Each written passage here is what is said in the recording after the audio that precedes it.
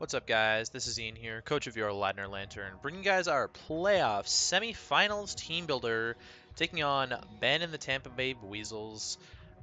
Really scared about this match. He thrashed us in the regular season 4-0. It was not even close. I didn't see a way for myself back into that game, and so I have to like completely rebuild almost. But a lot of this team is staying the same. Four of the six members are staying the same. Obviously, I don't have Sylveon, so you can swap in Nihilego for Sylveon, so then you have five of the same members, and then I actually can't remember what the last member I brought was. Let me just quickly check that. I brought Stunfisk last time, and I'm not bringing Stunfisk, I am bringing Melodic. Stunfisk was a waste of space against his team. It was a backup check to the Mega Scizor, which I don't need. I really need a better answer to... Who knows? I actually have no clue what I need a better answer for. So I'm really scared about this match. Last time he brought... Well, let's run through his team. He has Kieran Black, Gengar, Crocodile, Primarina, Licky Licky, Kecleon, Mega Scizor, Zapdos, Emboar, Aselgor, and Mesprit. Last time he had a Selgor as well, but we ended up prepping for Sceptile, and he just didn't bring a Selgor, and it was fine. I prepped before he made the trade, and I was like, whatever, I'm not re-prepping. Yeah, so last time he brought Kieran Black, Gengar, Crocodile, Mega Scizor, Zapdos, Emboar. It's the same team from last time, but we have Nihilego instead of Sylveon now. Priority users, he has Gengar with Sucker Punch potentially, Kecleon with Shadow Sneak and Sucker Punch, Mega Scizor with Bullet Punch, and Emboar with Sucker Punch. Also a Selgor with Water Shuriken, but I don't expect him to bring that if he does bring a Selgor. Actually, he might for the Rotom-Heat. I'm not entirely sure. He might. Hazard setters, he's got Crocodile with Rocks, Kecleon with Rocks, and a Selgor with Spikes, Toxic Spikes, and Mesprit with Stealth Rocks. Removal options in Mega Scizor with Defog and Zapdos with Defog. That's it. So Rocks will be very nice against this team. And 4x weakness in Mega Scizor to Fire, which hopefully we can cover well enough. So first up on my side, I'm bringing a way different Rotom-Heat than we brought last time. We brought a physically defensive Rotom-Heat last time. I'm bringing a Scarf Rotom-Heat this time. Turns out that Mega Scizor still can't do crap to me. Damage-wise, even if I'm not physically defensive. So this is fine, and it gives me a Scarf option, which is nice. Also, I want to trick a Scarf onto that Zapdos. That would be best case scenario, because that thing is such a huge problem for my team. So huge. Also, I'd like to trick a Scarf onto the Gengar if he's running Life Orb, because then he can't lock himself in a Dazzling Gleam, which would be, or then he...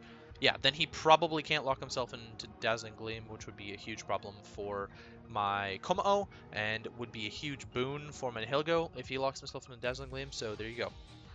I think he might run HP Ground, though, over Dazzling Gleam this time. I'm not entirely sold on what he wants to do there. I didn't bring Kommo-o against him last time, so maybe he thinks that it doesn't have a good matchup and whatever else going on there. But Overheat one-shots Mega Scizor. I'm modest max special attack, so I think even Spadef Mega Scizor gets one shot by Overheat. Overheat's really good damage against anything not named Primarina, if I'm being honest. Emboar still doesn't want to take it. It took like 26% from uninvested Overheat last time, and honestly, Volt Switch is fairly free if he doesn't want to switch in Crocodile and an Overheat. And if he switches in Crocodile and Overheat, then I'd be fine hitting it twice, because I think that would kill it. Even at -2, I should be able to kill it. Defog is if he gets up Spikes and T-Spikes. That could be annoying, but I do have a Grounded Poison for the T-Spikes now, which helps out my team so much having Nihilego, you have no idea. Volt Switch from Momentum, obviously, there. And then Trick is to get the Zapdos to Scarf. This is enough speed to outrun Scarf Emboar and regular Emboar, or like Banded Emboar, I guess, if I was to not have the speed investment. Emboar is a problem, don't get me wrong. I have quite literally almost no switch-ins to it. I don't think that Kommo-o takes 2 hits from Banded, but it definitely would take 2 hits from Scarf, I think.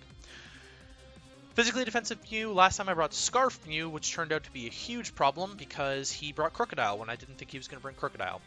Crocodile made not a whole lot of sense to me on paper because, honestly, my team is not weak to Dark, like, at all.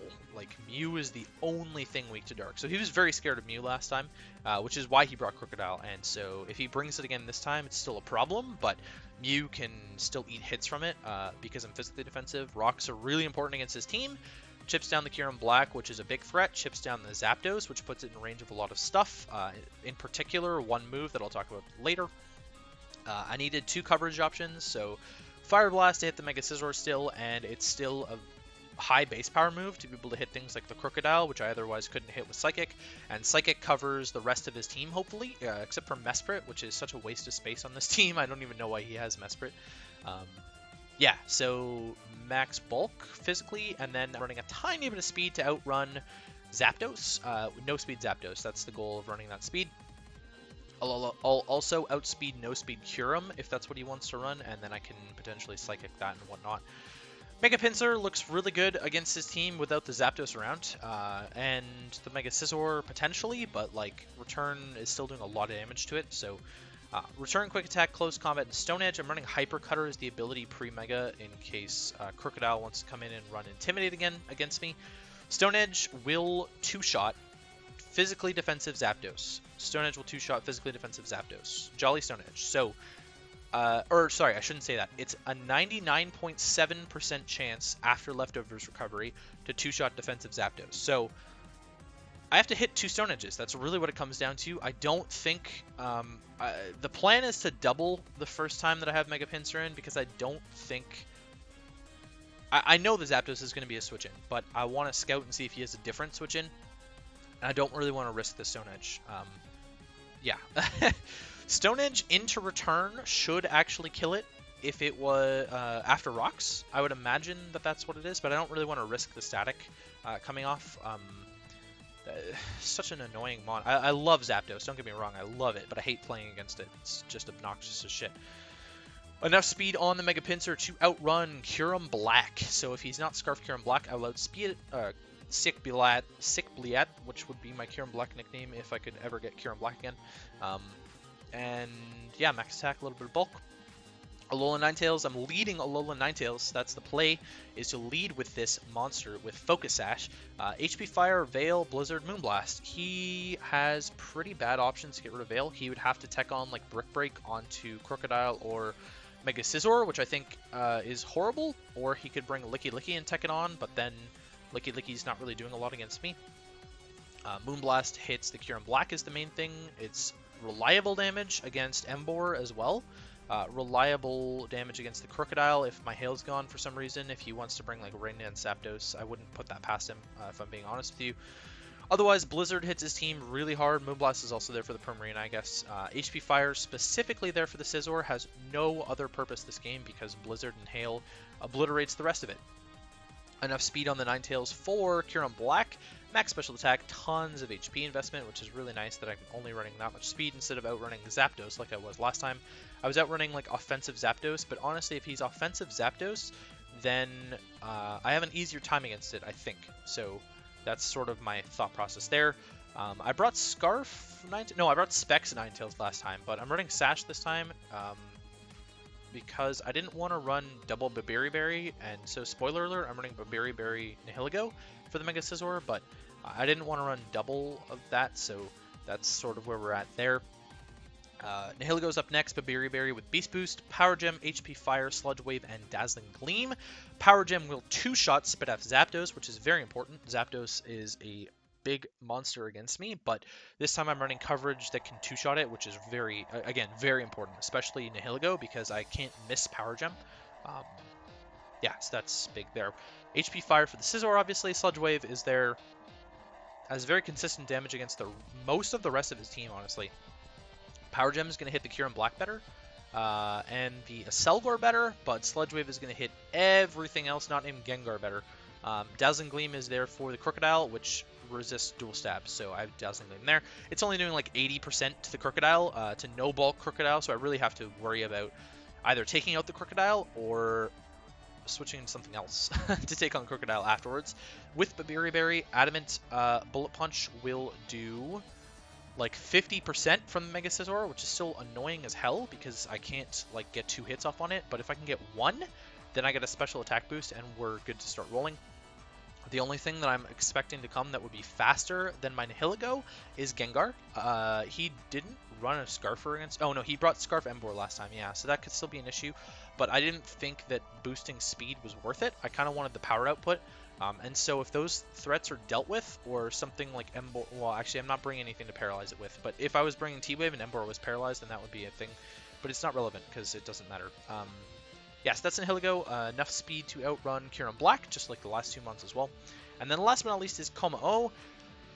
Alright, Dragonium Z Dragon Claw at +1 on Kommo-o because I'm adamant. One-shot Zapdos after rocks. That's a very important calc because I would imagine Zapdos is his main answer to this. He doesn't have a great answer to this Kommo-o. Primarina does need to be checked a little bit for Thunder Punch to deal with it.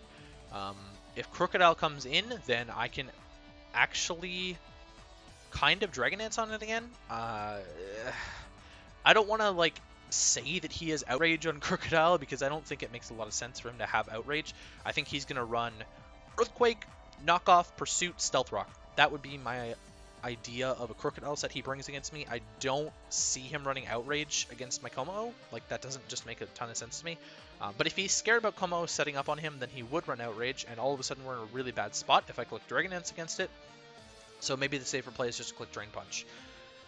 That's if he's intimidating me coming in afterwards, right? Dragon Claw is really good neutral damage against his entire team.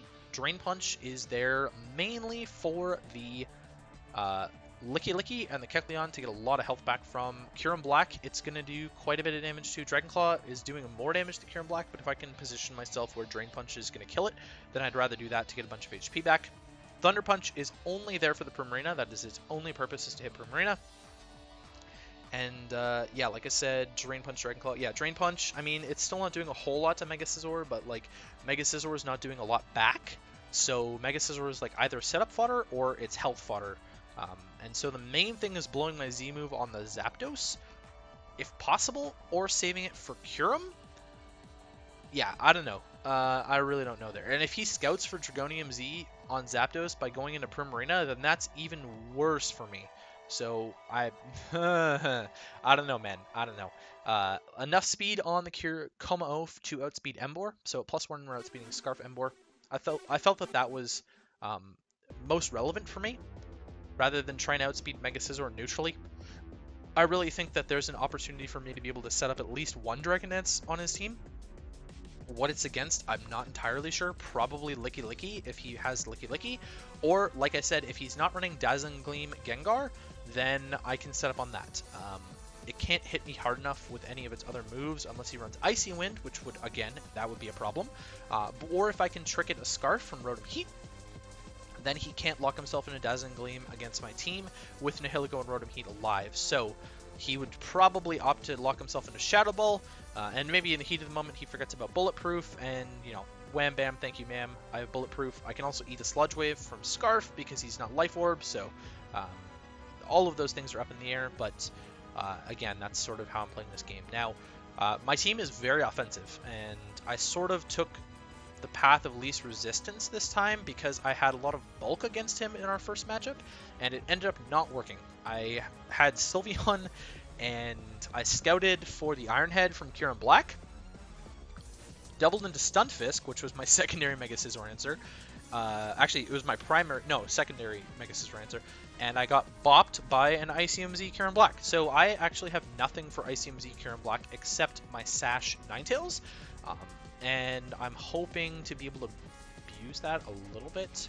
Rotom-Heat eats the hit, but I can't do anything back to Kyurem, so there's a lot going on. Kieran Black is a huge threat, so is Gengar, so is Primarina. I've prepped, like, I couldn't prep enough for Primarina. I'm going to be completely honest with you guys. I could not prep hard enough for Primarina. I had, like, Melodic Superior. I had Alolan Raticate on the team at one point because it was really good Gengar answer, but yeah, like, this just... this matchup sucks, man. It really sucks. And it sucks to play Ben in the semis, because I think that this is a really good finals matchup. But, yeah, I'm really not sure. I just don't know what to say any more about this matchup. I'm going offense, and this is going to be a fast game. I can say that right out of the gate. I'm either going to get smashed, or I'm going to be able to chip his stuff down fast enough that my sweepers can clean up. And that's sort of what it's going to be for me, is that.